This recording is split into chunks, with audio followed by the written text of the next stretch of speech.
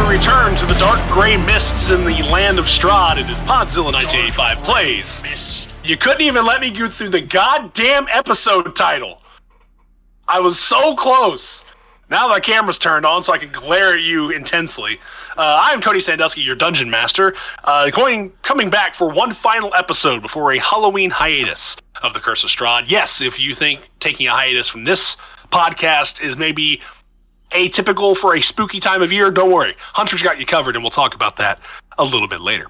But first, let's introduce the cast of characters for tonight's episode. He is the host of Schillervision on Swedish Television 1, playing Bjorn the Blood Hunter. It's Kaz over on the West Coast. What the hell? I'm having a blast already. He has been told just now that he is drinking Colombian decaffeinated coffee crystals. It's Rasmus Thomason being played by Double H. Why, you no good son of a bitch. As God is her witness, she'll kill us all, playing Zephyrus, Lindsay Wolfgong. Oh, that could be so true. And when asked how he feels about this entire episode, angry.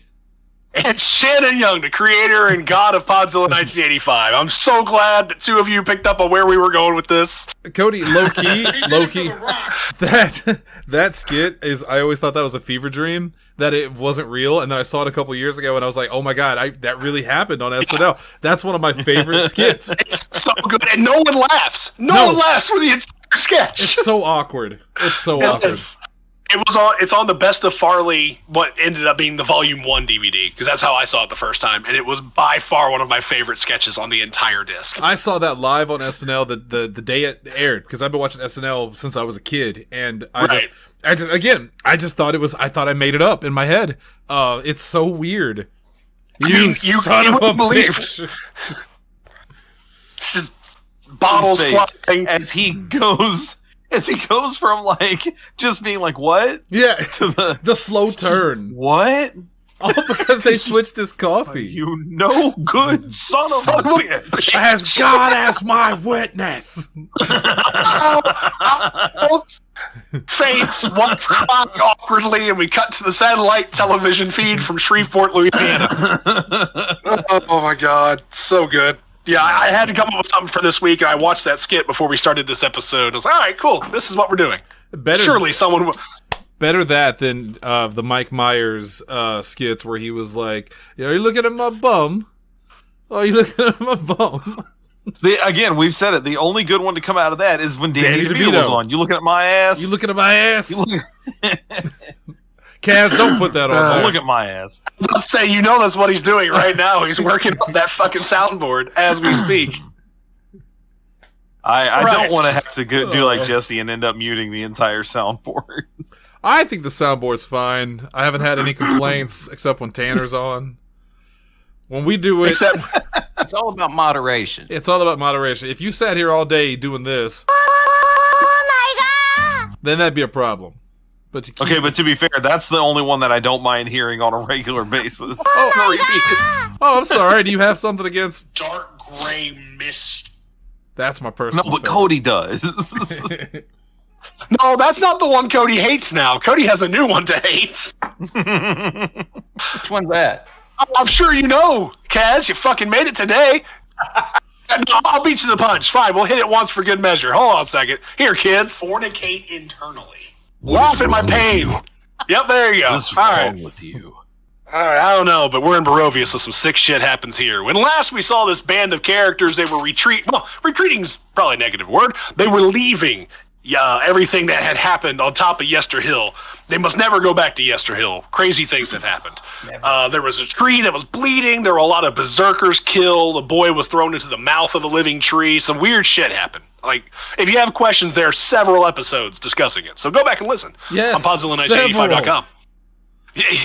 Yes, unfortunately, several. But we survived the combat. We're all better for it. And after that combat, our newly, crowned party member, don't really know how the party's receiving her so far, but Sophie decided to definitely share her feelings, she and Rasmus, specifically between the two of them, on how she came to be in this location, how Rasmus feels about her being a part of this location at this time. They love her. She has been a hit immediately. Yeah. Yeah, when everyone asks, when Sophie's not on, when Sophie's not on screen, everyone should be asking, "Where's Sophie?" Wait, I got a legit question. And I forgot. Maybe I messed up. Did we level? Not yet. No. Okay, cool. I was just making sure I wasn't. Okay, cool. No, you will. Spoiler alert! You will be after this. For which, don't worry, we have a month to determine what you would like to do with it. So ample time. Yeah. So when last we left, as I remember correctly, a lot of it was dialogue between Rasmus and Sophie. Sophie kind of introducing herself and everything happening. We were walking toward the peak of Yester Hill where that Strahd effigy was and where Keshgar and Stefania were. I believe, had we reached the top of that hill yet? I don't know if I necessarily painted the picture for that because I have where we left off. You mentioned she was there and Keshgar was gone. It was like stabbed with the thingy. Yeah, okay, great. That's about where I was thinking, because I have a bunch of running notes from last week. The literal last thing that happened was Rasmus asking, what proof does she have that Aiden is where she says he is? Mm-hmm. Yeah. That was literally because basically the argument that was being made was not just generally, I don't trust you, but was more of a, how do I know that you're not leading us into a trap? Right. And hopefully Cody's got something to interrupt that before she answers. Yes, a net falls out of Strahd's mouth. The effigy. Just everybody is ensnared. Episode over. Great. Let's all go home. We'll reconvene in a month. Why, you son of a bitch. I'm sorry, I forgot to tell you guys. WGA may have tentatively agreed to break or ending the strike. I have not, and so thus I have been in alignment with the WGA and have written nothing. That's only if you create content. We don't do that. You're right. Unfortunately, you're painfully regurgitate it. Yes. To answer Rasmus's question, Sophie, maybe not the best evidence in the world, and I'm not making this up on the spot, but she has a locket around her neck that she opens up to at least reveal to him a picture of the two of them together, one on each side, and tells a small story about how it's all that she has left of their family, and that all they have is each other, and some things are stronger than evil can corrupt. That's the best I got at the moment. You're gonna have to come back to me later if you want more. I think Rasmus's immediate response to that would be satisfied. There is something to be said for, okay, but that doesn't tell me that he's okay now. But at the same time, Rasmus recognizes that there's no good way for you to just prove that he's fine. Right. I mean, the only way I could have done that in an extremely macabre way was if she had a backpack and she's like, oh yeah, she pulled his head out or something, and the rest of them's still at the castle and we need to get it back. And as funny as that would have been, unless his head was still alive via dark magic, but then Cody would be dipping into copyright infringement on that one game. What was that game called? Pachinko by Konami, right? That's the one. No, sorry, it was Pachinko Bloodlines, but they called it Pachinko The New Generation over in Europe. Yeah, because they couldn't say killer or anything like that, or vampire. Yeah. No, it was. Well, I shouldn't say Pachinko either. What was the name of that game? It's going to drive me crazy. You know what I'm talking about? Where the no, girl, I thought you were doing a Castlevania bit. No, she's a cheerleader. You talking about Lollipop Chainsaw? Lollipop Chainsaw. She's a cheerleader. Yeah. And she has her boyfriend's head at her side. I mean, if you just wanted a live head going around with the protagonist, you could have just stuck with God of War, man. I never played it. Well, to be fair, I never played Lollipop Chainsaw either. But Take your is somewhere having an aneurysm right now. Well, then the Lollipop Chainsaw. He needs his aneurysm. The boy is recovering. Please. Yeah, let's say. But don't do that. The Lollipop Chainsaw went back in time and stopped the God of War from doing that. It's a whole time travel. The Lollipop Chainsaw, that was her name. That, as far as I know, it is. He's like, you couldn't convince me otherwise. Thanks, I hate it. Well, can't wait to throw that in my Google search history because I don't remember shit. damn thing about Lollipop Chainsaw. Oh shit, Kaz about to ranch it up. Ranch! He got delivered a pizza bowl! Legalize ranch. That's right. He said, if nobody wants this ranch, I guess I'll take it. Let's get him. Huh. Yeah, you guys are dog shit. You're fucking dog shit. Spoiler alert, today I Okay. learned the Lollipop Chainsaw was, just briefly, it was a combined effort of Suda51 Yep. and James Gunn. Yep. Yeah, that I checks did out. not know that. Yep. But that definitely checks checks out. out both parties involved. From Great. Romero High School, I believe, named after George Romero, Yes. and I think her name was Of course. Julie Starling. I want to say something. I don't know. Yes, I just looked that up. That is accurate. It's one of those games that when it came out, everyone dogged and said it was terrible, but now has kind of got a cult following. So good for them. There you go. All right, cool. Great time was had by all. I'm pooped. Yeah. Okay, so you've shown your locket. Rasmus seems to believe you. Are you sharing this, I presume, with the rest of those in attendance? Is it more just a direct kind of conveyance to Rasmus? Oh no, it's like when someone says, "I've got a picture of my kids." She's showing it to everyone, including people that have no idea who Aiden is. She's just putting it in everyone's face and going, "That's me. That's him." I think he's still alive. Erwin remembers Aiden, so at least one of the people there, and Muriel does as well. Adrian has no idea. Stefania and Claudia have no clue, but clearly they're kind of huddled in a family unit right now, the three of them, so you're less talking to them and more just talking in the area where they may be. Right. Yeah, she's basically they're- saying out loud to anyone that will listen. Yeah. Okay. Erwin's, he's still kind of, the deep breathing is still happening. He's kind of coming down off the high of, trying to slaughter a tree of his own accord. So, that blood rage is still kind of pumping in his veins, but he's coming down a little bit. He's fairly receptive to you. Muriel, again, isn't saying anything. She doesn't seem like, from what you would observe, it doesn't feel like it's her place, but she's intently listening. She's very much intrigued. I would like for all of you, as you kind of go through this conversation, I would like for all of you to give me a perception check. Coming All right up, right. Cody. So, That was visceral. I don't know why that felt weird. But God damn it! I'm already hitting ones. I got a 14. I'm still a wolf. She's I'm still in wolf form, so I get 11 plus perception, 7 is an 18. advantage. She, for the record, Sophie is so wrapped up in her own world, talking about Aiden and showing everybody the locket. She don't see nothing. Okay. She's focused. So 14, 3, Is this hearing 18. or smell? loosely hearing.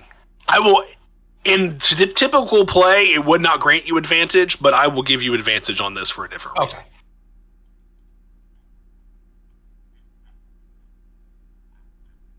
Okay.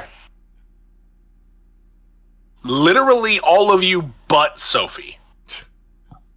As you're standing in this arena, Bjorn, you've heard this voice a little bit. But for all of you, you have inside of your heads, it's almost as if someone is talking to you aloud, but they are not. This is all internal. Damn voice again. You all are not of this domain, not of my lands. But I smell your fury against the devil here. Take me from this monster's heart. Use me in waged war against this evil that has beset my people. I want the taste of blood.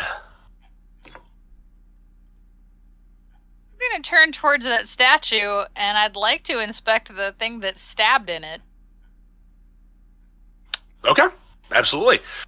As you kind of walk toward it, you will notice, and this is maybe because you guys weren't here terribly long before you ran the battle, it's a little high up. I am going to need, if you're actually going to try to get to it, I need an athletics check. Can I just use levitate? You sure can. Because I have that ability to cast. While Yeah, that's I'll going say- on, I'm kind of looking at everybody else going, are you hearing, everybody else looks kind of shocked too. Are we all hearing this? Because I'm assuming we don't know that each other heard, we're each hearing it. Yeah, as I said, it was all internal in your heads, so at least so that's I'm just, all you all checking know. out, seeing if other people are hearing this, or if I'm just still fucking doubly batshit crazy. So yeah, I'm going to cast levitate so I can get up to its level and Yeah, be easily in view of it. okay. You are in view of it. It is a black, almost like obsidian looking spear. The wood that is holding that spear, like the hilt of it, looks to almost be, you don't think it is, but it's like almost ebony. Like this whole thing just seems to be imbued, whether like naturally or otherwise, with this darkened color. Like it's stained almost from its time in this place. Yeah, and you pick up as you kind of levitate toward it, you feel very quickly that there's a presence there and that it's centralized currently from this item. Okay. All right, well, just straight up, don't love the idea of talking swords. So at least from where I am, I'm just going to be like, Zephyra. You want me to pull it out? Sophie's going to nod and say, pull it out. I'm not going to say not to, but like, I'm going to tighten my grip on my shield. I don't like this idea at all. Okay. I think it's a terrible idea. Just screaming through it. I'll go ahead and grab onto it, and then since it is working as an anchor for me, put my feet on the statue and kind of like attempt to pull it out. I need a strength check from you. Sword in the stone. That was a good one. I have no bonuses to strength, so let's see how bad this goes. Just don't do like me. Do better. I got a 4. You're just gonna watch me struggle. You feel a slight shift. There's not much given to it, and I'm sure you're picturing the same thing I am. You have both feet firmly planted on this effigy while you're just trying to rip it out. Okay. Bjorn sees her struggling and would like need help. Like it just kind of like yells from below. I mean, I'll take whatever aid I can get. So, how far up is this thing? She levitated. Is this jumping? It's about 15 feet. Cody, could I, Yes. seeing what's happening, could I use Mage Hand to reach up there and grab that thing out? Magic. This is where I have to remember what Mage Hand's limits are, because despite being a very typical thing, I've never used it. Reading it to you. Spectral floating hand appears at a point you choose within range. Hand lasts for the duration or until you dismiss it as an action. Vanishes if it is more than 30 feet away from you or if you cast a spell again. Use your action to control the hand. You can use the hand to manipulate an object, open and lock door or container, slow or retrieve an item from an open container, or pour the contents out of a vial. So I assume that would manipulate an object. That would fall under that? Yeah. I was between Zephyra, Mage Hand, and Bjorn. You said you're going to try to climb up and do that? Let's get that thing out of here, all three of us. Okay. While Rasmus is down there holding the hilt, just like this is. It'll be all three of you because Rasmus is actively voicing his interest in this being a thing. I just have this very comical look of like all three of us just like hanging on to this thing, just trying our fucking damnedest to get it off. And wait, no, sorry, 2 of us, and then there's this weird wispy hand. This ethereal hand. A half wolf form and a 6-foot+ blue individual. Yeah. So for all 3 of your combined efforts, I'll give the opportunity just to ask: are y'all coordinating your effort to pull it out, or are y'all just randomly pulling? Because we would like to coordinate. Sure. All right, Cody. While they're doing this, can I ask Erwin if he has any idea? Or I'm sorry, Erwin and his collected people, if they have any idea what this thing is. Erwin and Muriel, because again, those are the 2 kind of focused. Adrian and them probably are paying attention, but haven't made a move toward you all at this point. Erwin is kind of hitting you with a puzzled look, but Egon during Stay Puft. He is lost for the capacity of rational thought, doesn't really know. Muriel, for what it's worth, has a short sword drawn, kind of like you have been preparing with your shield. Mm-hmm. But her look is of morbid curiosity, almost as if she heard the message as well. Oh, good, yeah. Everybody go get a weapon. Women in lakes is no way to distribute a system of government. That's right. Them distributing swords is no viable system of government. Wooden effigies, watery tarts, all are poor decisions to make here. I don't remember the damn quote. So all three of you, with your combined effort, you draw this thing out. It takes a couple of good pulls, but you come out with it. Zephyra, I assume levitate allows you to safely descend. Yes. Yeah, Bjorn, you're coming down with this thing. Are you kind of ditching a hold on it to brace yourself and do the superhero landing, or how are you handling that? I'm assuming that she's gonna it's probably better. If you let go, I'll keep a hold of it. Exactly. I'm gonna let it go, and I'm gonna superhero land. Okay. So, Zephyra, I will take it that you are holding it as you come down to the ground. Yes. All of you, and again, including Erasmus, Sophie, you hear it this time as well. As this is pulled out, there's no shaking this time. Like, there's no trees, there's no earthen movement, as you can tell. You just kind of feel a sense of relief wash over, but with still a bit of agitation. It's almost as if the spear is collectively sighing for a moment. Nah, we saved that cute little spear. Well, this is something new.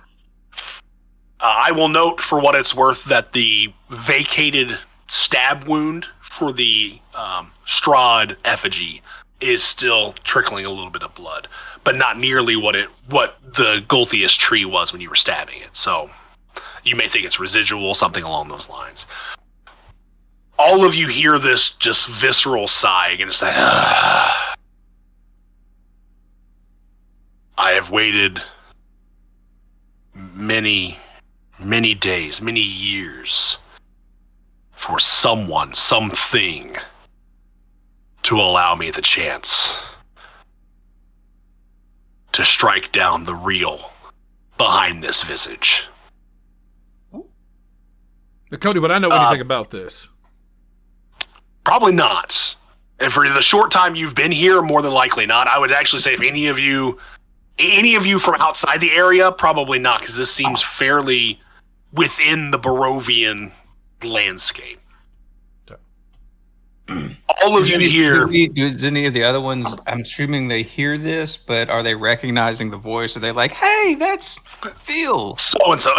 Yes, it is Phil. He introduces himself. Hi, I am Phil Spector, famous English record producer. No, his name was Phil Graves. No, you get the sense that Erwin and Muriel for sure are also hearing this, but they are kind of taken aback because, again, much like the rest of you, you're hearing this inaudibly, but all of you in your heads are hearing seemingly the same thing. It's a weird feeling. This spear, this entity, allow me to introduce myself. Kavan is my name. I am, from many generations past, a member of the forest folk. They, as some of you may know, my peoples from across the Rains.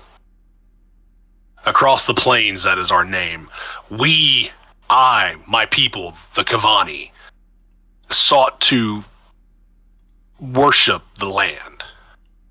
We abandoned civilized life in this plane to become one with the land.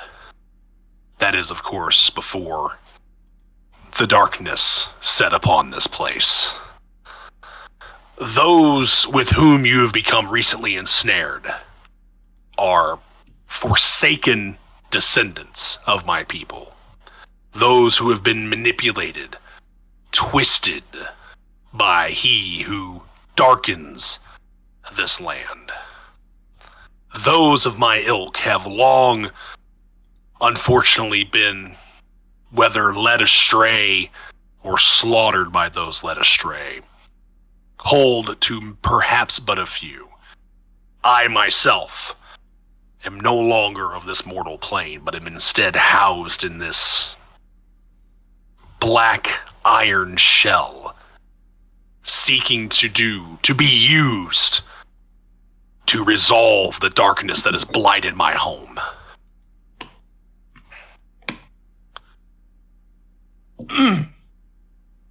Well, okay. That's a lot. That's heavy. We perhaps can help each other. So, Perchance. I will, as you all pick about Erwin, and Erwin specifically, Muriel seems again a bit confused. Erwin kind of just generally explains. The words we've all heard, again, kind of a little confused by all of this, are from tales we know.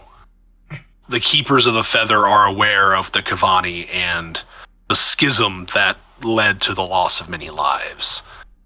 The name of Kavan has been a legend, a memory. This, and Erwin kind of gestures at what you're holding, Zephyra, this weapon, the spear, has been rumored about in times past, but none of us, as he kind of gestures to all of the 5 of them that are here from the Mardukov clan or the Keepers of the Feather, have seen or heard it mentioned in years. This is not a thing we knew to exist. Cody, if this thing is hinting or suggesting that it's even Fae related in some way, as a half elf, would I know anything about this? I'm extremely skeptical for what it's Right. worth. I know the Fae to be tricksters. Mm-hmm. I don't love the idea of this thing just going, yeah, just use me. That'll be fine. Go ahead and give me an insight check. Insight? Okay. Mm-hmm. Insight's pretty good. I got a +7 to insight. And for what it's worth, I also hunt Fae, so I have a Shannon knows what's going A through my knack. head. for learning more about So that's a 17 plus 7. So a 24. Okay. Yeah. So with you having a knack for Fae as well, like I said, you've hunted Fae in the past, Bjorn. Go ahead and you give me an insight as well. See if we can make this happen.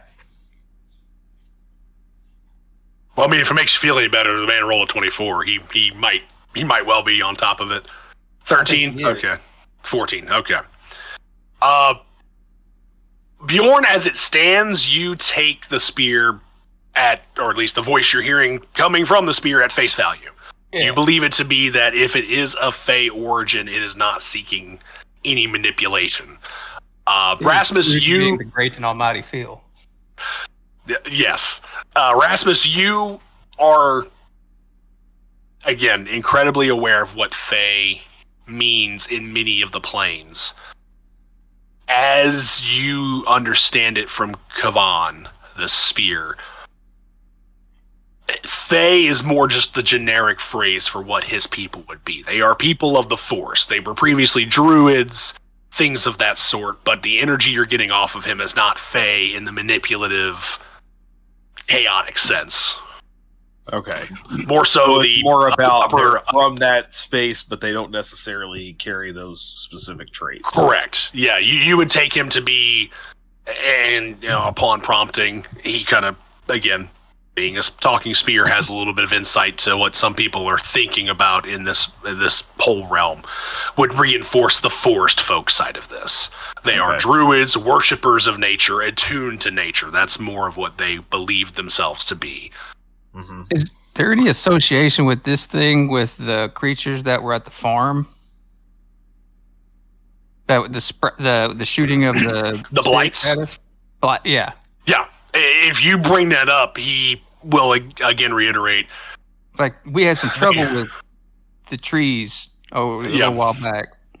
I take it from that discussion that those druids, the corrupted ones that were worshipping and sacrificing to the Gulthius tree, have spread further than Yester Hill. And these people are like not on your side, like not your thing, perhaps. No. No? It's almost as if this spear could spit at the ground at the thought of that, it would do it. How about the idea of helping us take this farm back against these evil doers, these evil creatures? You... I like it. You, specifically you, Wolven One. Oh? I've been calling to you. You seek bloodshed on the fields of war. That's true. I wish to be used, this vessel, as it were, to be utilized to clear the land of Strahd and his kind. Any who seek to poison the ground, dull the air, the water, the skies, this land is poisoned, and the poison generates from Castle Ravenloft and Strahd von Zarevich. I wish nothing more than this spear, this vessel, to be used to rid this land of it. Oh, it's time to suck the poison out, my new friend. I look over at Rasmus, and I see he's just kind of shaking his head, not quite sure about this whole situation, but... Well, I'm pretty damn sure. I'm quite sure. He is tempted to hand it over to Bjorn, but I'm going to keep a hold of it for now. Okay. I like the prospects here. I'm feeling warm. I bet you do. Zephyra, as you are currently holding on to that spear, go ahead and give me an Arcana check. Okay. Can do that. Please be better. Blood. A whole whopping 8. Okay. You at least know enough to know that this item would need attunement. Okay. Like, so someone would have to spend time becoming connected to this before it could be used to its fullest potential. Just for the hell of it, I'm going to ask everyone, so, does anyone know how to attune themselves to a weapon? Cody, would I know any of this? I'm going to keep hitting on that. Yeah, I'm sure you would, just general. I mean, you come from before Sophie ended up here. You have some lineage with monster hunters and all of that. Yeah. Yeah, and she's quite skilled in the arcane and et cetera, et cetera. I was actually going to ask how you felt about all this, seeing is it's talking around things you've been relatively connected to recently. Well, you said she doesn't know anything about it, right? Like, she's not familiar with this particular item or anything? No, not with the Kavani or any of that, again, because I assume you've only been, how long did you say last episode? A few months you've been here, and most of it's been in Castle Ravenloft? Right. Yeah, so she's she's soaking it in like everybody else. She's a little confused. Yeah. At least in terms of attunement, you would understand, and again, I'll kind of pull back the DM screen briefly to talk about. For attunement, typically it requires like sitting with an item for 24 hours or a period of time. You have to spend time becoming magically connected to it. So, to at least gain its benefits. So, if for a loose example, if you had a magical +1 sword, you could use the sword by itself for its standard damage, but you would have to become attuned to it for you to gain the full benefits of whatever its modifier would be on top of that. So who wants to become attuned to it? All I can say is it feels like Bjorn is just drawn to it. Whether it's attunable or not, and his understanding of attunement is debatable. Okay. He just senses that there's that thing can do things. The hotbed it can. It can do things. Yeah, I think that's true. It can do things. Yeah. Good, bad, I don't know. Indifferent. Blood. Tell me, Rasmus, are you openly vocalizing these objections, or is this more internalized still? Okay. Oh, yeah. Okay. No, Rasmus is quite loud and proud about this is a bad idea. I mean, it may be a bad idea, but what other options do we have? I love bad ideas. I'm already damned. You're a walking bad idea. We know. We're aware. So Sophie will look at the rest of the group and say, I mean, I'm already damned. There's not much worse that could happen to me. Yeah, I mean, this is the thing. Rasmus comes from a very by the book place, right? And we've known that to be the case for a long time now. So again, I know it sounds jokey, but it really is that Monty Python bit of like, distributing spears to people that speak to them and waging war with them is no system of again. I okay, legitimately, I think he would at one point in time make a point to say that we didn't come here to wage war. Like, I understand that there are things that need to be done, and I don't disagree with that. But what you're talking about, where does it end? And so Kavan hears you, like the spear hears you, and he strictly says, "The death of Strahd. I care not for, honestly, any people in this land except for those Kavani that remain, those devoted to the land and its well-being. I despise the darkness brought to this land. I despise the settlement of this land. I wish for Barovia and my descendants to return back to a primal, earthen-connected way of living. But war in the purest sense at this point means purging Strahd from here." Hearing that strikes a chord with Sophie, and she starts to remember a little bit that might be why she came here in the first place. That her and her brother had heard about Strahd, had heard tales about Barovia, and that being the monster hunters that they are, him being a little bit more flashy and her being a little bit more earnest, that she came first to try to put a stop to this, and somewhere along the way, she got lost. So she's all for that. I still don't know why I'm here. Like, it's never been made clear to me. We all just sort of showed up one day. I was called to it, and so no distinction has been ever made to Rasmus about this is why I felt compelled to come here to do this. That's part of the reason that I'm so hesitant to be compelled to do anything else, because it hasn't worked out so great so far. But reluctantly, admittedly, my curiosity is piqued a little bit at the idea that this thing is discussing the destruction of Strahd, and then the fact that things could go back to the way they were. So I think Rasmus would at least let a little slip in the armor go, and actually ask, and do you believe if Strahd is destroyed, that all those under his control will be released? That is all I understand. That is all I know in terms of my singular focus, is that if Strahd is eliminated, this land will be purified. So then Rasmus putting 2 and 2 together is going to go with the mentality of, if Strahd is gone, I might get to go home. Ooh. Look, I'm not going to allow myself to be attuned to this thing. If you want to, do what you must, but understand I'm going to be keeping a close eye on you when that is the case. Out of curiosity, and while this is going on, Bjorn is kind of very much internal, still kind of eyeballing this thing, and thinking back over the past couple of, I'm assuming days and nights, but I know time is kind of like ethereal here.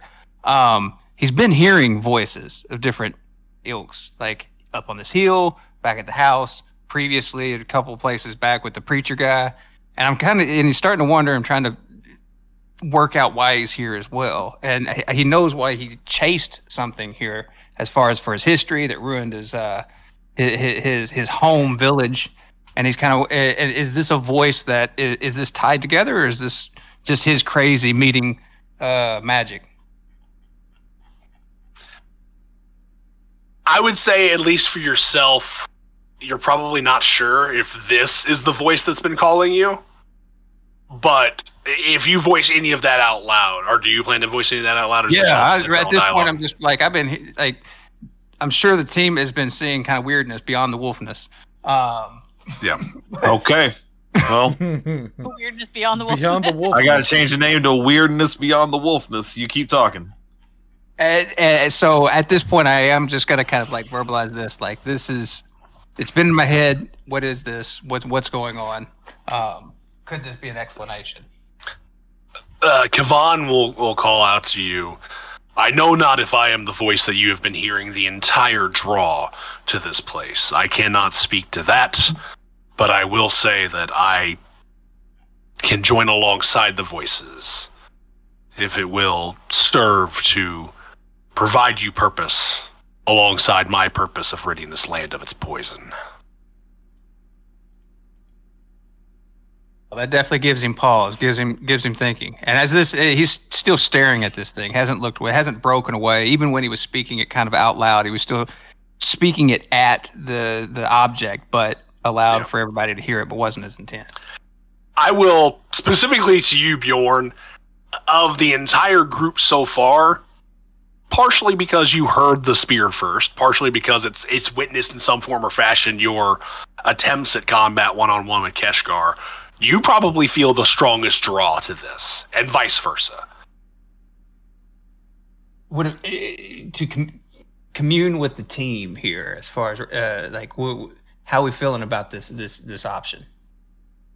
That you would take. I personally would like a little more information on this tale, so I would suggest we continue this conversation as we get everybody else back where they belong. I would say time is of the essence, and we need to go now. So, attune. She just points at it and points at you. It just keeps going, attune. Attune. I'm totally down for it. Like, if we as a group are good with it, I'm happy to attune. I'm sure some parties of the group are not very down with it. Rasmus has been voicing his concern. Erwin, freedom. Erwin chimes in. I've been hearing the voice. I understand the spear is speaking to us. I and my family, for one, are probably not the most aligned with the vitriol towards settled peoples in Barovia, though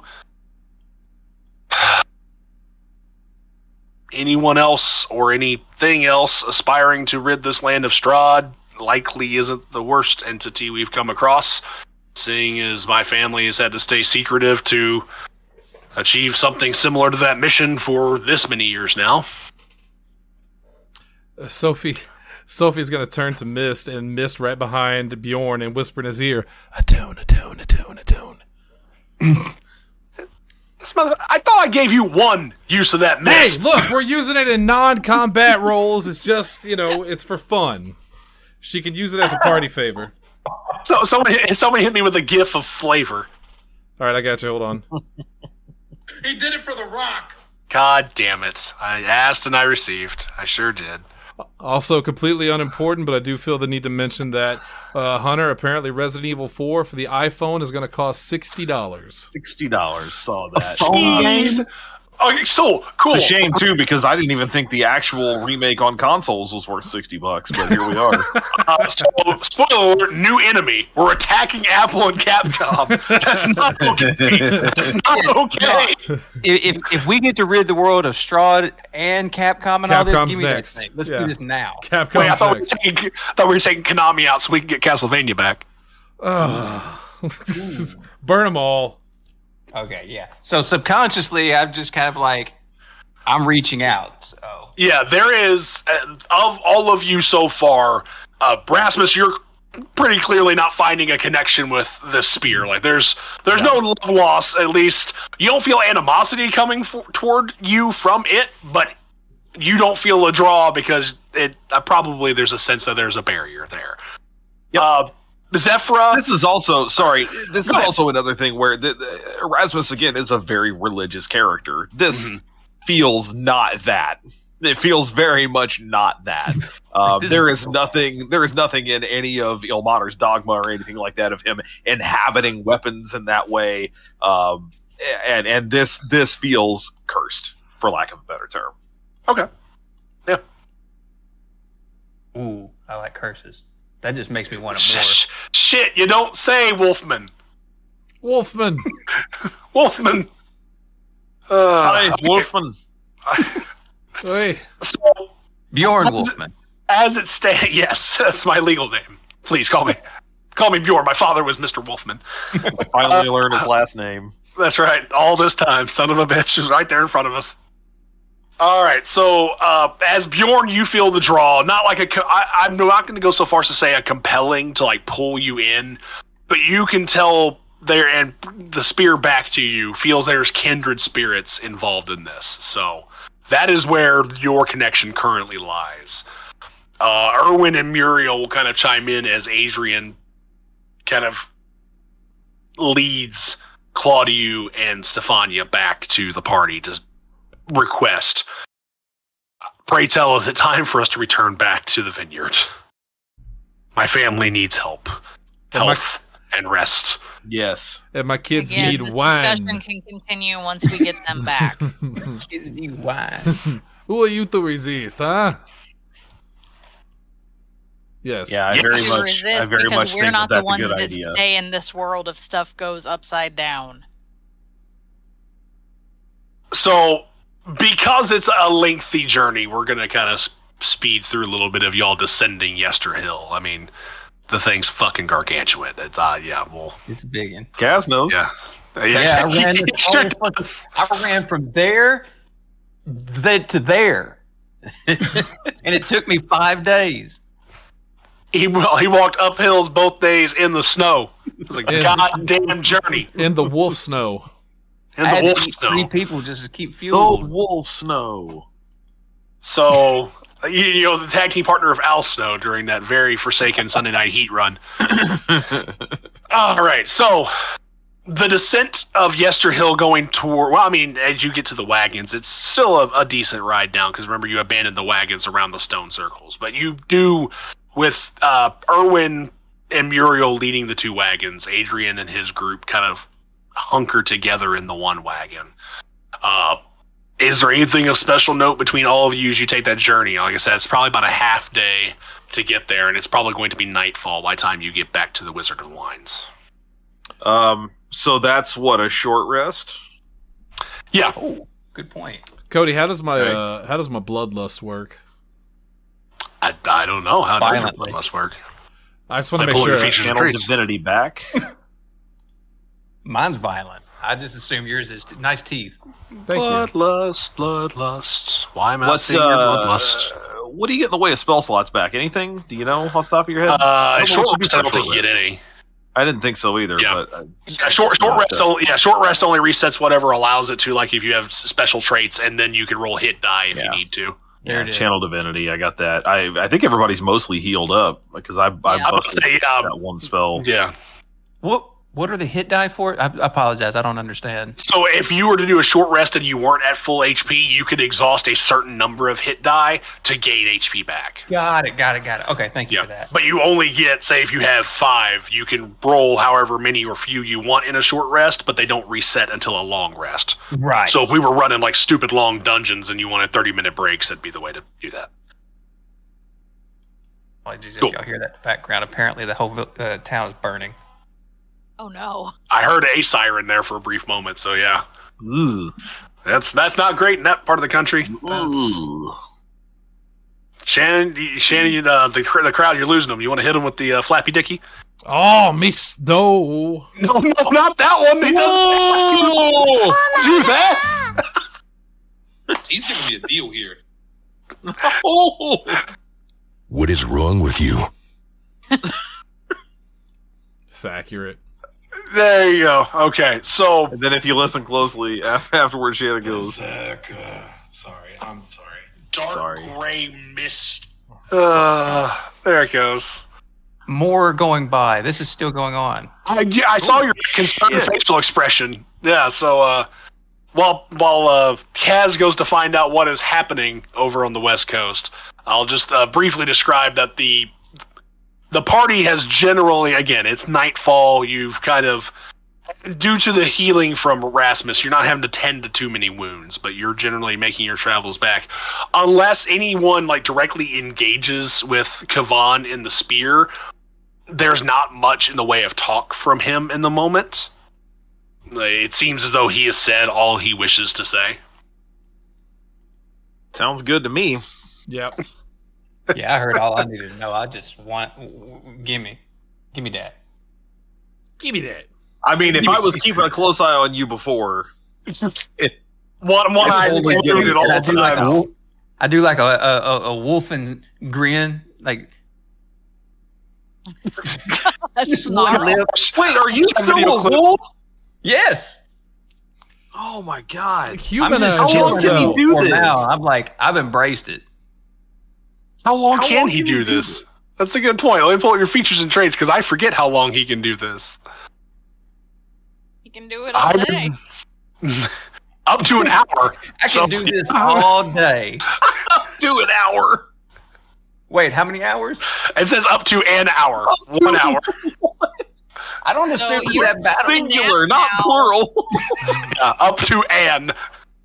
Okay. Wait. Do I get it back after? I get it back after a short rest. God damn, he's gonna literally So you gotta take the short rest. As a I just wolf. did. Sure, it's 30 minutes. Your ride back is probably in human form. Yeah. Oh, it's definitely ride back in human form while I rest up and get my ability to go wolf form again. God damn it. For 1 hour. That's okay. I'll use it wisely. Right now, yeah. What do you do after the battle in wolf form? Do you sit down and eat some chips? Like, He Do probably you- passes the fuck out. do you write in your journal? Just Yes, I do. That's exactly what I do. I write in my journal. Actually, He's I just don't you blood. in Warcraft. He's the wolf, but he's got the glasses. and yes, the top yeah, hat. yes. He goes to the local eatery and says, "Good day, ma'am. I'm looking for your best pies." They're on the little chains too, so I can. We pull gotta it off. stop Warren Zevon gonna sue somebody. God, Strahd Zarovich as Donald Sterling. Get the wolves out of my Barovia. Oh, that guy. Oh my god. Okay. So yeah, I'm not a Bring wolf. Bjorn to the Clippers game. All right, so the Oh ride my the God. ride back to Wizard of Wines is uneventful. Nightfall has befallen as you guys make your way through. Nothing untoward happens on the path again. The blood spear, as Kavan has referred to himself, is staying quiet. At least not openly conversing with everybody. It's kind of said its piece for the time being. As you all arrive closer to the Wizard of Wines, like you've had your opportunity to rest up a bit, are you like on guard for what you left? Are you more relaxed? Like, how are you feeling as you approach this place? Because at least from your perspective in the wagon, nothing is out of turn. I have never Once been I there, know that- so. Yeah, once I know that we're getting close enough, then yeah, I'm at least gonna be on guard. I'm gonna, strap my shield back onto my arm and all that. Same. Okay. I'm going to be on guard because we Okay. don't know if we're going to have that to go back up against or not. Okay. I would ask. Of you. I'm I would- still entranced. I would like to have at least for the three of you attentively, watching. Give me an insight or a perception check. Excuse me. Perception check. Ooh. Nat 20 with +2, so 22. So Zephyra is incredibly perceptive. 14 and 7 is a 21. Okay. Yeah. Sophie, did you say it doesn't matter? Yeah, you said the ones that are paying attention. Like I said, she's never been here before, so she doesn't know what's going on. So True. she is just lost in her own little world. She is staring blankly out just at the horizon. The Dark Horizon. Okay. Wait, I was part of that 3? No, you were focusing on Kavan. Yeah, I figured you're. I'm you're distracted. you're there. So for the two of you, Zephyra and Rasmus, alongside Erwin, as he's in the front of the wagon driving, and Muriel probably up front alongside, you get the sense of he kind of just says it audibly. Where is it all? Oh, no. You, the two of you specifically, you don't see any tree blights. You don't see any of the blights that you were seeing when you were there. But you also don't see any fruit on any of these vines either. Well, this doesn't bode well. It's as if, and as you were riding in further, if you were to look from the perspective of like coming out of the wagon, Erwin's just kind of like pivoting his head back and forth, just looking, scrambling desperately. At least from your vantage point, nothing plant-based is alive, or at least looks alive right now. Okay, but we have one of the gems, right? We're just missing the other two? Mm-hmm. Shit, I forgot about the gems. So you have the one from the Gulthius tree, and Erwin, You feel the wagon kind of pick up a pace a little bit as you get toward the house or get toward the winery. Almost to the point where he has to like slam back the reins pretty quickly. Like he was getting a little faster than he should, trying to take a long run off a short pier. He kind of pulls up on it, and you hear him and Muriel dismount, and the other wagon with Adrian and his family kind of come in short order. As you all, I assume, disembark. I won't speak for you all if you wish to do that. Oh yeah, I'm gonna hop out of the wagon, definitely. You all get to the point where you see Erwin like scramble toward the vineyard area, probably the closest corner of a vineyard field that you could see. And almost instinctively, he's just like digging at the dirt with his hands. And trying to like, you see him pull that gem out and kind of stick it in the ground and just pack all the dirt on and kind of just press his hands on it. Just trying to do something. Muriel kind of stands near to you all as Adrian, Stefania, and Claudio, disembark from their wagon. You hear just kind of a deep breath come from Adrian as he walks past all of you. He doesn't really acknowledge any of you. He walks to his brother, kind of sets his hand on his shoulder. And it's not a terrible distance, but they're far enough from you that you can't hear what's being said, but you can kind of tell Adrian is saying something to Erwin. And you see Erwin kind of like going from like a prayerful setting his hands on the gem to like almost like he's doing CPR. He jams his hands on that gem or the mound of dirt, that fresh dirt where he has kind of buried the gem shallowly. Presses it in 3 or 4 times. And he just kind of lets his hands fall to his side. It's not as dramatic of a posture as the bit I'm about to reference, but it's almost like the end of Platoon with Charlie Sheen. Like he's just on his knees, his hands are to his side. The posture from your perspective, you see him at his back, his shoulders just slump, and it's almost like the spirit just leaves him.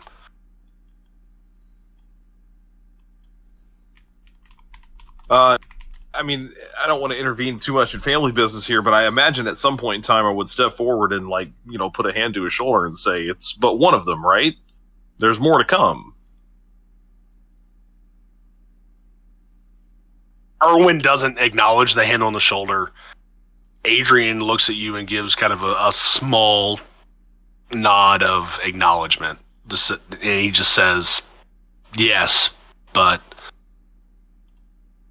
with all of them being gone,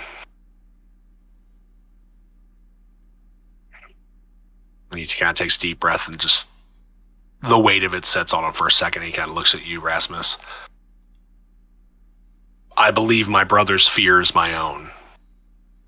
Even if the gems are returned, the land and its fruits may not. This is the first that this land has been left without 2 of the gems. And he kind of throws that out in acknowledgement of what had been discussed previously, of what has happened to one of them in the past. This is the longest this land has been without even 2 of the gems in its earth. We are in unknown territory. And surely what was done to those who have aligned themselves with him does not bear positively toward the fate of our home and our people.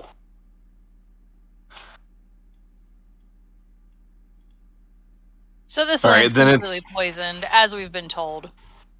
I don't know about the rest of you, but I'm making my decision. Bjorn, if you want this, take it. I've still been holding it, and I'm offering it out to him. Give me that. I'll take it. He just actually when she holds it out that way, he just kind of snaps out of this kind of focused trance. He's been just watching it and just kind of keeping an eye on it from even side-eyeing it. But the moment she does it, it kind of jolts him. So he pauses before he takes it because now he's kind of like realizing the gravity of it. And so he just kind of, not reluctantly, but definitely slowly kind of like reaches out and takes it. Holds it in front of him, just kind of like stares it down. And from his point of view, like the moment that he got his hand on it, he started to kind of better understand like what this attunement process is kind of all about. Yeah. As that's happening, sorry, go ahead. No, you go ahead. I've got something I'm pulling, so you're good. Oh my gosh, I keep getting my names mixed up, even though I haven't written down not Irwin, but the other one, Adrian, the guy, Adrian, the brother. You. Yeah. As that's happening, then Rasmus lifts his hands from Irwin's shoulder, and he does kind of like a very resigned sigh as that happens, and says, "Well, then we remove the cause of the blight itself."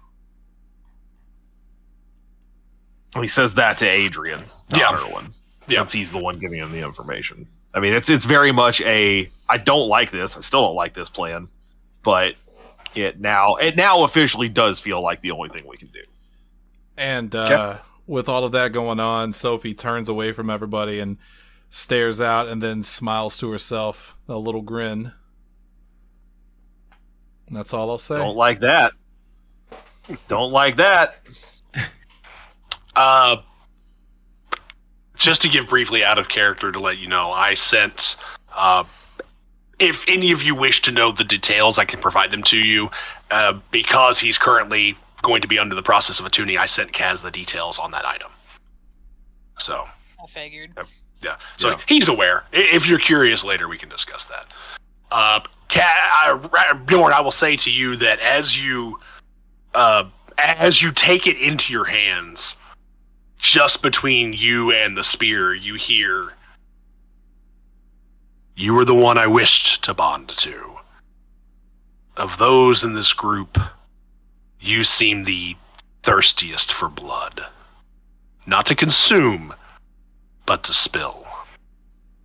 I find no greater way to free this land than that." So that's where you stand right now.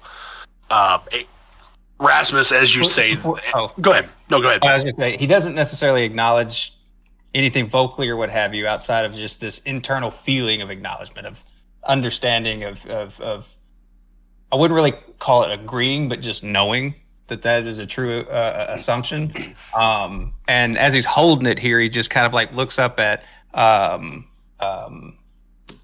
God. My brain just stopped working, Lindsay. I'm sorry. Zephyra. Zephyra. Looks up at Zephyra as just kind of an acknowledging kind of nod, and then just kind of turns away and starts walking kind of slowly away from the group. Okay. We will pick up on that in a little bit. Perhaps after our hiatus.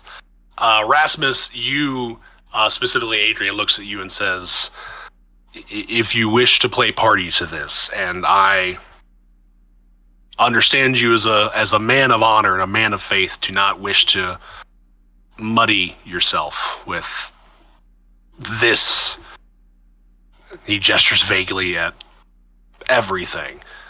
"My family, our clan, appreciate that. But for now, my son, my wife, we all need rest.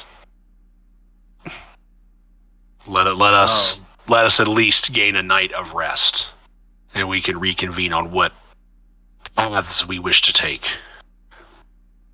on the morning." Oh, yeah. Rasmus very much was not of the intention that this is something that should be taken lightly or quickly, despite the fact that he's still not a fan of this attunement situation. He's also going to need time to do that, and if we're going to do this, we have to do it with some fidelity. So Rasmus actually would probably move through that stuff quickly because he doesn't really want them to see him sweat.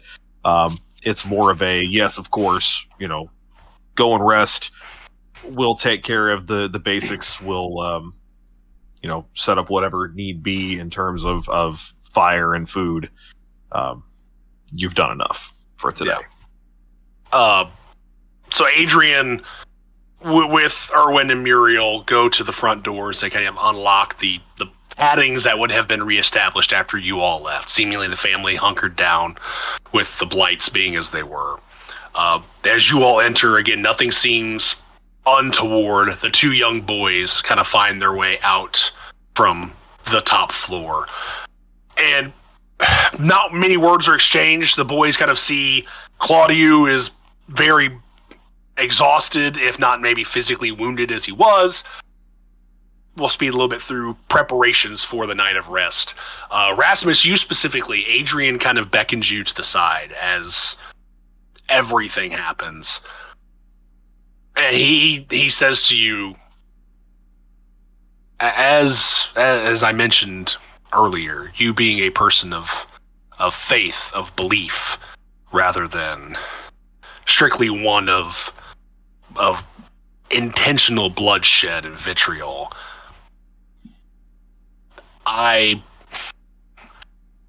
He hesitates. What I am about to share with you is something known to the Keepers of the Feather and held collectively by the Keepers of the Feather for many generations, as we have wished to keep track of this to ensure it not fall into nefarious hands, but also that once the time was right, someone capable of utilizing it to its fullest could be entrusted with it. And he kind of beckons you to follow if you wish to do so. Yeah, of course. So he takes you actually downstairs, and I'll kind of highlight for you specifically, though obviously the rest of the group will be able to see it mechanically. Behind those fermentation vats is a door, and there's a stairwell. He actually takes you into the cellar of the Wizard of Wines. Mm-hmm. And again, not many words are exchanged. He kind of just leads you down and goes into kind of this area where on the map you'll see the barrels.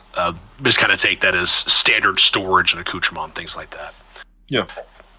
He goes through, kind of shuffling through a few things, moves some items out of the way. And there's a small chest that he unlocks, opens up, and he's doing all of this with his back to you. Lifts up and hands something I'm going to share only with you. Okay. So you will get that in just a second. Okay. So while all of this is happening, so Adrian and Rasmus have gone downstairs. Bjorn, you're, I assume, still quite infatuated with your new item you're becoming familiar with. Pre-bloodified.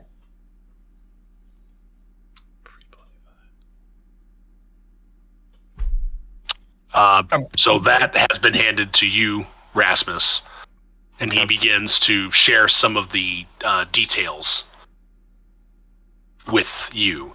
Okay. But again, we'll save that for the time being. Okay. For the others. As the rest of you are, I guess Sophie and Zephyra, as you all are, I guess, kind of being ushered around by the boys.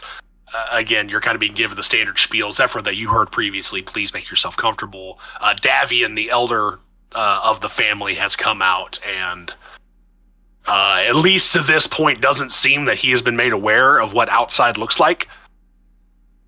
But he, again, like, my family's been brought back safe. He seems overjoyed that Stefania and Claudia are back and says, my home is yours to rest, please. The least I can offer for all of this. He looks at you, Sophie.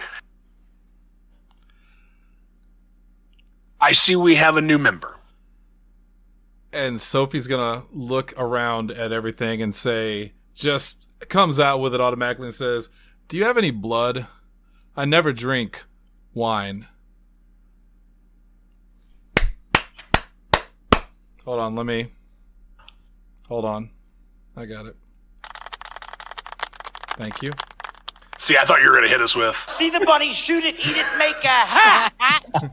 That's how you're going to find your blood. If I can throw in a Dracula reference, I will. It will happen.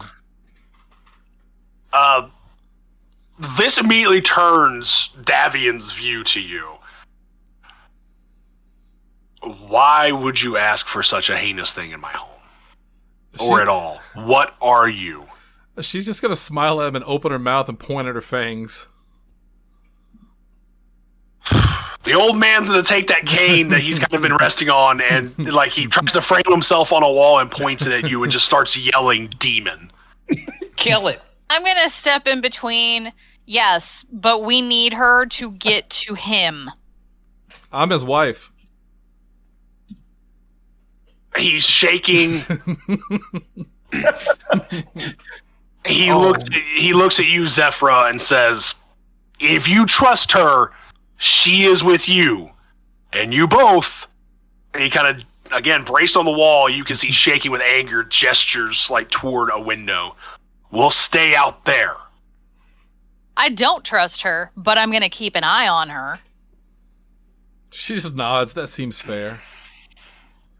Didn't really answer the blood question, though. Davian, as much as an older gentleman on a cane can backpedal, he just kind of, he doesn't want to leave eyes off of you, Sophie, after that glorious introduction. So, Erwin is going to kind of make his way upstairs after hearing the ruckus. There are, toward the stairwell, as you guys are on the upper floor, toward the stairwell, you hear kind of the far-off arguing of, I don't care what she is, we need right now. Father! Stop! I'll stay out there! Erwin kind of being ever the host, the Blue Water Inn barkeep and innkeeper kind of kicks in, and you see the light switch flip as best it can. Your request's peculiar. We don't have anything of that, but I do have some accommodations I will prepare for you, Sophie, in the stables. There is kind of an offside room. I will make sure you have a place to rest there. I will also be there, as it seems my father wants to have someone play party to that. So, well, I'm used to sleeping in better accommodations. Castle is much nicer than this place. But Erwin doesn't even let you finish after Castle and says, please, for all that is good, stop referencing everything. Follow peaceably into the stables. Now. All right. I guess I'll try that wine if you have any. I'm so defeated. As she wanders over to the stables politely. Okay. She's not dangerous, guys. She's just living her best life. I don't know that. Quietly, calmly, we'll go peacefully. We'll enjoy it. And we can stop this thing. Lenny. Anyway. The votes of thousands of constituents, anyway. Yeah. I thought you guys were going to go with the I'm Lenny part. All right. My big Lenny. Well, this is Homer and Carl. That's Lenny. There it is. Okay, so sunset. Obviously, it's at night. Unless anybody has any other thoughts, we'll pass through the evening uneventfully. For what it's worth, what you sent to me, I would spend the evening outside of like general rest, studying it. Okay, and you know what I mean by that. Understandable. So we arrive to the morning with, again, nothing untoward last night. How does the party wish to wake up? Do you all wish to gather back in the home? Sophie, you kind of slept outside, but again, in covered accommodations, you were not left out to the ravages of nature. Was there rope out there? No. I mean, it's horse stables, so probably, but not like explicitly sitting on a table for you to grab. I just think it would be very interesting if who's out there watching her. Do not hurt Erwin. No. Erwin is sleeping out there with you. Like, not with you. He's like probably sleeping in the stables proper. I'd say when he went to check on her, he finds her literally just hanging. Like, she hung herself by the neck in the middle of the night. But she wakes up and sees him, and just kind of like takes because she doesn't breathe. I think this is just comical to me. So she just kind of takes the rope and drops down and looks up at it and says, I think I've tried that once or twice and it never works. Huh. Erwin has a dagger in his hand, again, probably in the reaction of like needing to pull something out to cut you down, and just looks and says, I deal with this because I feel as though I must, but do not take this as understanding or appreciation of your behavior. And he kind of slides that dagger back into his little like belt hilt. Yeah, are we all kind of like in the same barn? Yeah, I'm going to suggest, out of respect for the patriarch of this family, that we go out to Sophie rather than her coming back in the house. That's cold. I was going to say, for the rest of you, you all would have been in the home. Like Sophie and Erwin, just by proxy of trying to appease his father, the only two actually staying in the stables last night. How long does the attunement take? Is that overnight thing or like a... I mean, I would say if you stayed up overnight, you probably would have connected pretty well with it. Okay. So Cody, go ahead. Yep. I was just going to say, or ask real quick, the item in question for me, is it possible for me to like affix it to my shield? Like to the front of it? I would say yes. I mean, it's... that's my question. That's my question is where it should be. Is it like amulet or is it like something that can be presented? I'd love to not permanently, but affix it to the front of my shield in some way. I would say if you feel like capable of like, I'd say like wrapping it around with the chain or however you would typically affix something to the front of it. Something like that. I'd say you should be able to do that. Dope. That's the idea then. So then the next time you guys see me, this item has been lashed to the front of my shield. Oh. Because my shield doesn't have Ilmater symbol That's on it. cool, I have man. a holy symbol that has that. This instead now takes over the cover of it. Very similar to Ilmater symbol is those hands that are lashed together with like twine. I imagine that's what he would have done basically, is wrapped it around so that this is held onto the front of the shield that way. Okay. Sounds like you made yourself a new like version of the family crest. Like You might say that.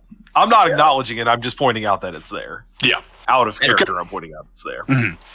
So go ahead. Oh no, go ahead. Are we starting to kind of gather at this point? I'm curious. I was going to ask, does anybody have any, like, I assume, as you said, Rasmus, if you're all gathering at the stable, you're bringing your shield with that affixed to it? Yeah, and I assume, I mean, for what it's worth, flavor-wise, that Rasmus is up early, keeping that thing with him. He normally wouldn't just wander around the house with it, but since he's trying to kind of attune to it, right? Keeping it with him while he helps in whatever morning preparations are necessary. If there's the ability to make food or I don't know, gather wood. I guess he wouldn't be making a fire in the morning, but whatever's helpful. He's always making himself handy. Right. So I would just by proxy of how the house is, prepared for the night, Rasmus, if you were to kind of go out and about, or everybody, if you would see the ground floor map, let me do a little bit of this. This is the path you would probably take, going from the fermentation vat area, going into the stables, and then out that way. Like the front doors would likely still be chained and locked from the to make sure everything's that way. I think as that's going on, like Bjorn comes from whatever room that he was in, or from whatever dark like area he was at, and as he kind of like in a room. Sorry, I said you could attune to it in a room, like right. But he's leaving from that, and he's meeting up with the group, and as he's walking up, like you can tell he's definitely been attuning with this thing, because you see Bjorn actually like cut at his hand. A lot of other scars there from previous, but this is just a different situation. And he just kind of wipes across that blade, and then all of a sudden you see him kind of like waving it around, swinging it around, almost as if it's just kind of floating without him actually holding it. It's just going kind of like quick like that. That actually plays well. I was going to talk to you kind of afterward, but tuning to that probably requires, because it is a weapon, some like weapons practice. So like as you've probably been flitting with it and kind of messing with it overnight, that's how you've probably become more connected to the spear itself. Yeah, he's put his daggers to the side, his double blades, and he's kind of like leaned into this thing, and he's been just kind of it just going along, just like it's a flow, like it's a rhythm, like music or water flow. Okay. So as Zephyr, are you gathering outside as well? Are you kind of following the rest of the crew as you go out? Okay. Yes, I am. So Erwin probably greets you all at the front of the stables and regales you with this tale of Sophie's feigned hanging attempt. And we'll just openly say the morbidity of that one. She has clearly been attuned to Strahd or connected to Strahd in some format. She tries to kill herself. It's weird. You kind of just... He sighs. Like, you could tell he's distressed by this whole thing. Sophie, I assume, are you coming out? Are you kind of staying back in that room? No, she comes out. She's rubbing her neck a little bit. She's got a weird mark on her. You know, a little rope burn. Cody, would Rasmus, and more particularly his new and improved shield, would being around it be uncomfortable for her?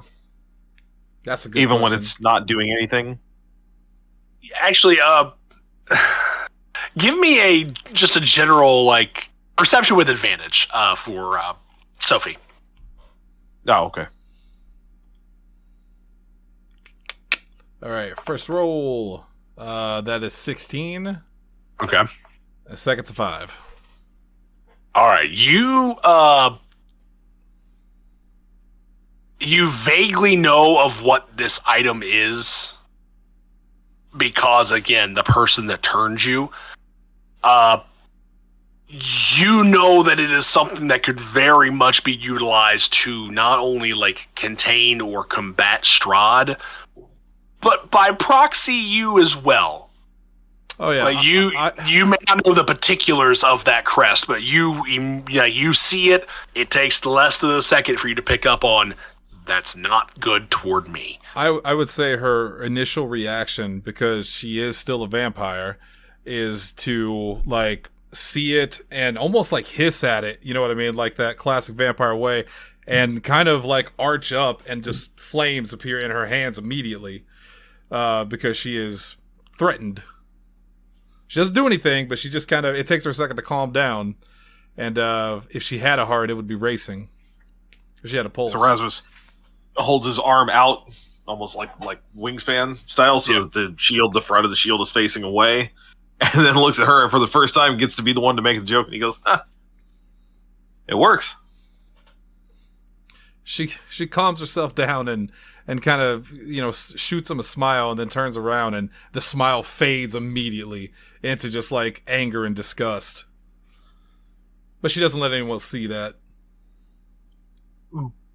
After this brief exchange, you all hear from, like, outside the stables, Uncle Erwin! And you see the younger of the two boys kind of run toward the front of the stables. And he's waving, like, what looks to be like an envelope in his hand.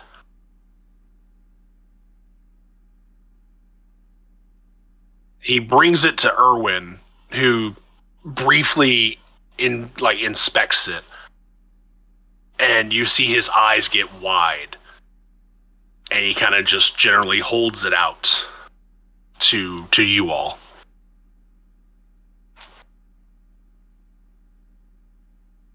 What is does it? anyone wish to... Bobby, does anyone wish to take it?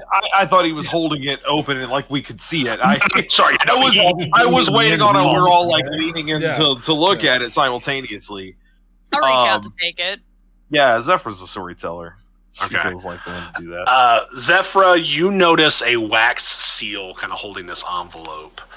And it looks to be a relatively ornate family crest embossed in it. You would notice a sword in one of the corners or one of the quadrants. A flying creature, maybe a bat, in one of the other quadrants, and the other two are a little bit less detailed due to just being a rough press of wax on an envelope. If you open it up, you see a letter with another kind of wax seal pressed on the inside. And it reads as follows. My friends, know that I, even after our brief encounters, have kept close watch on you, and may have played part to bringing you to this land, my home. I likewise know that as you wish to release me from it, I too can release you from it. I bid you dine at the castle. Please allow me to let us meet in civilized surroundings. Your passage here, and you see a comma, with Irina, comma, will be a safe one. I await your arrival. Your host, Strahd von Zerovich. And we'll cut it off there. Mm-hmm. Oh, I'm gonna kill something. Sophie liked that letter. So Everybody hates that. that's right. Sophie liked The it. party will remember this. That, loyal listeners, is where we will take our pause, our 1 month hiatus. We are taking a break from the Curse of Strahd campaign for the month of October, but we do plan to pick up in early November with the return to this crew, their new toys, and how to play party, perhaps, to one Count Strahd von Zerovich, as he has bid them come and dine at his humble abode, aka Castle Ravenloft. I Thank you think so we're going to much. enjoy the dinner that he offers. That's polite of him, honestly. Well, those are the reactions we'll hope to pull in a few weeks. Thank you so much for listening. We appreciate you tuning in. Again, we are taking a brief hiatus, and that is because we have some fun games on Tuesdays just around the corner starting next week, and I will pass that baton to Double H and Shannon to tell you not only what's happening this week, but what will be happening during the spooky month for PZ85 plays. Well, goddamn son of a bitch, Hunter, if it doesn't sneak up on you, it's that time of the year again. It is. Yesterday, we started laying the foundation for our Halloween game this year. We talked about doing some new horrors of Perryville, which we will definitely do at some point. And for the record, this might even tie into that as well. You never know. But something that we're doing new this year, because it is a new game this year. We've talked about it a little bit on here. The guys over at Darrington Press, which is, as Cody pointed out, the publishing arm of Critical Role, the hottest thing in tabletop RPGs, and especially on the internet, have produced a new, really interesting gothic horror magic-based game called Candela Obscura. They're doing a playthrough right now. The game itself is not fully available, but its quick start guide is. Basically, it's preview. And so for the next likely 5 episodes, 4, but potentially 5, because that last game would be on Halloween night. I don't think we're planning on playing the actual day of, but we're looking to record an episode ahead of time for you, so you'll get it on Halloween day. We got 5 episodes of PZ85 Plays Candela Obscura coming your way. So I'm going to hop back in the old GM chair for the first time in a long time. You'll be hearing from Shannon, from Lindsay. We're bringing Tanner back into the fold, and from Stephen Bright as well, joining us for the first time. That's right. For the first time since Fallout. He did such a great job in Fallout, and I really think this is going to appeal to him as well. Like I said, we started laying the foundation, the groundwork yesterday, but the first episode of that will be next Tuesday, which is October 2nd, if I remember correctly. Well, Hunter... no, 3rd. October 3rd, right? Oh, yeah. You're right. Yeah. Well, Hunter, it's not just plays that's getting into the spooky mood this time of the year. That's right. We've got an all month of terrifying tales and interesting conversation that we're going to kick off tomorrow with the extras and epilogues with Dog Soldiers, with our good friend, the Dog Man himself, in here in the chat with us, Kazman. We're going to be discussing Neil Marshall's Werewolf Classic. We've got some questions and we got some thoughts. Thursday, we'll kick off Terrifying Tanner Thursdays with our annual list of things to watch in October. So get your list ready, everybody that's participating. I've got some really good ones that I've seen in the past year. New ones, not just old ones. They don't have squat. All right. I might have one. You're off the show. I'm sorry, I need more content. I don't think we've ever had a full list that didn't have some repeats on there. There's some things that That's just not you gotta true. do every That's year. not true. The No, first the list. first 3 years had like no repeats. I'm sorry. I liked his answer better. Thank you. Excalibur. As the horror master and the biggest lover of horror here, I know Tanner would also like to take that title, but Tanner hasn't watched Predator, so he doesn't get to talk about that. It's true. I've got some good ones for you guys this year, so make sure you turn in this Thursday. And then, of course, Horse Time on Friday. May or may not be spooky themed. We don't know. It might be the night the skeletons came to life. I don't know. You never know what Horse Time is going to be until it happens. There's no way. No, true. That's the true horror. That's Yeah. what's scary about it. You never know what you're going to get until It's you get there. Horse Time. Sometimes you don't know what you're going to get even after it. God, I hate it. Yeah. Sometimes you do the show with your friends, and then when it's over, you go, "What did we do? Did we do a show?" And then like Hunter was blacked out. Hunter was saying, Hallows Eve Tales returns in October. We've got 5 new spooky stories in October. That's the plan. Yeah. Currently, we have 4, but there will be 5 when it's all said and done. Yes, this coming Monday is the very first episode of season 2 of the Hallows Eve Tales. That was maybe my favorite thing overall that we did last year. It's a brand new thing. Absolutely. That we started doing some original horror stories with an overarching story that connects all of them. There's a whole new overarching story this year. Yeah. So think of it. I hate to use this comparison because some of it sucks so much, but think of it like American Horror Story in that sense. Every season is a new sort of thing. It's a new anthology. Channel Zero. Channel Zero. There you go. Much better comparison. However you want to think of it. Last year we had a lot of good stories. We had the psycho killer at the camp, an ode to the 80s slasher movies. Sure. We had a strangely sweet tale about a dog protecting its owner from whatever. Lindsay's turn as a deranged college girl out to murder the man she thinks is a werewolf. What else we had? We had the future shock tale of the end of the world. Yeah. We had the teachers as the oh man, it was Cody remembers. I do. It was a good series, and I think this month, I know the story that I'm writing, I've already got most of it planned out. I'm gonna start putting pencil to paper here in the next week or so. I'm bringing. If you thought my story last year with the werewolf was bloody, wait till you see this story. This story is going to take the cake. It is a gore fest like you haven't seen before. I'm excited for it. I'm so glad that we'll be able to do this.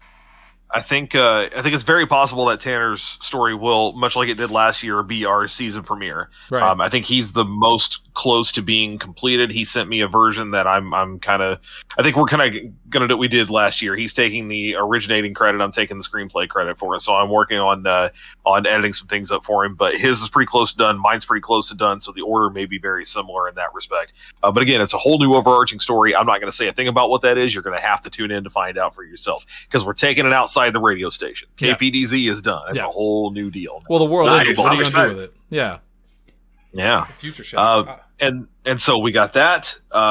We've got Candela Obscura, which again, if you're a Gothic horror fan, if you like this show and you want more of that kind of feel, if you like shows like Penny Dreadful, that's the theme. Definitely tune in and check that out. Oh man, there was something we were just talking about that I wanted to make mention of. Oh shit, Comic-Con is this weekend. Yeah, I almost completely forgot. It sure is. We are going to be. We are going to be at Cape Comic-Con. I do want to briefly mention the plan was for us to be there 2 days. Unfortunately, that is not going to happen. We're not going to be there on Sunday. Not in that capacity anyway. That version of Extras and Epilogues will be here instead of there. But we are going to be doing an episode of PZ85 Plays actually on Saturday afternoon at 5:00. We have a 1 hour time slot, so we're doing a 1-sheet RPG. We're getting right into Halloween. It's called The Witch is Dead. If I remember correctly, currently my player base is Lindsay, Steven, and Tanner. So basically, everybody on Candela Obscura except for Shannon. And if Shannon wants to do it, I got room for him too. I thought I was a magpie or something. I don't know. You rolled it to see what would happen, but you can. Right. You got to do it at the table. That's the thing. So that's the interesting thing about The Witch is Dead is everything happens right there at the table. So if you're there at Cape Comic Con, you get to see this happen in real time. And if I'm not there, there, D12s for those, right? What's that? You said D12s for that game? D10s. D10. Yep, Okay. you only need one. You only need one D10. You'll never need to Sweet. roll more than one die at a time. Yeah. Yeah, until I get a die that I think is being stupid, so I'll bring a couple anyway. That isn't real. All right, anyway, that's it. Stay tuned in October because it's that haunting season once again. It's my favorite time of the year, and Cody wants no part of it. I was about, damn it, you took my outro. I was like, for the guy who has no desire. Yeah. We didn't even talk about AD. We got so much on AD happening that month. We don't even know what it'll be. We can't even tell you because we don't know. We don't know. Other than, again, so it starts this week. I want to hit this one more time. It starts this week. Extras and epilogues tomorrow. We're starting our horror season. That is going to be Dog Soldiers with Kaz. Thursday, we've got our things to watch in October. And then horrors time. You never know. You just got to tune in.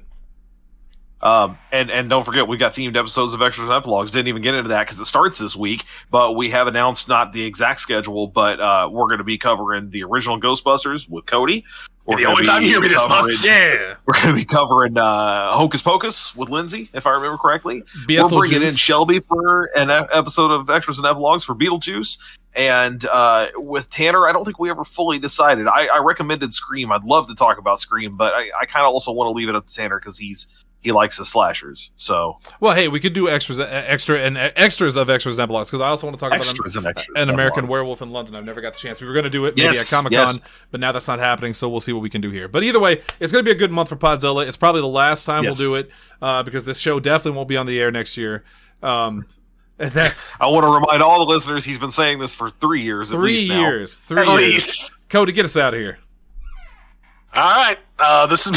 I had something, I lost it. All right. This has been PZ85 plays Count Strahd for Kaz, for Hunter, for Lindsay, and for Shannon. I am Cody Sandusky, your game master. Thank you so much for tuning in. Again, be here next week for Candela Obscura, being played by this wonderful cast and many special guests. Until then, be careful. The subtitle is Dressed to Kill, by the way. That'll be the first assignment that they're playing. And I'm going to dress up for it, and we're going to live stream it on Facebook. I'm saying it right now. There it is. Fuck yeah. There you go. Boom. So until you join the new game master in this lovely cast, beware, October is on the horizon, which means dark gray mist